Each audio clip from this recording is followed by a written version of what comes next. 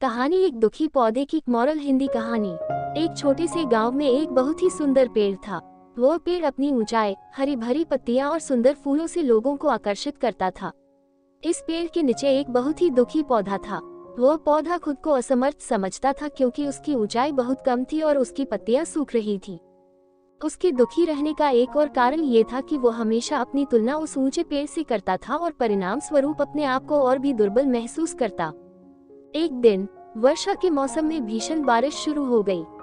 बारिश के पानी से पेड़ को बहुत आनंद आया। पेड़ की पत्तियां चमक उठी और फूल खिलने लगे। पेड़ खुशी के मारे गाता रहा और अपनी पत्तियां खुशी से लहराता रहा।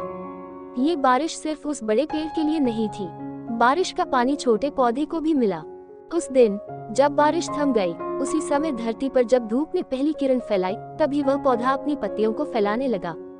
धूप की किरणें उस पौधे को चुमने लगी और उसे शक्ति देने लगी। उस पौधे को अचानक एहसास हुआ कि वह खुद को कम आंक रहा था, जबकि वो अपने आप को थोड़ी मेहनत कर बलवान बना सकता है। वो पौधा खुद को ऊंचा करने के लिए अपनी ऊर्जा का उपयोग करने लगा।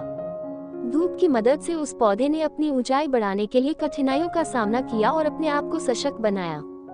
धीरे धीरे वो पौधा बढ़ता गया और उसके पत्ते हरे भरे हो गए।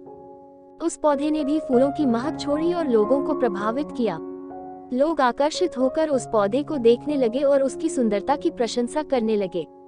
इस कहानी से हमें ये सबक मिलता है कि हमें अपने अंदर की क्षमताओं का सही समय पर पहचानना चाहिए। हमें खुद को समर्थ मानना चाहिए और अपनी ऊर्जा का सही उपयोग करना चाहिए। हमें सतत प्रयास करते रहना चाहिए और विपरीत परिस्थितियों में भी अपनी प्रगति करनी चाहिए। इस प्रकार हम सभी अपनी सफलता को प्राप्त कर सकते हैं और अपार प्रगति कर सकते हैं।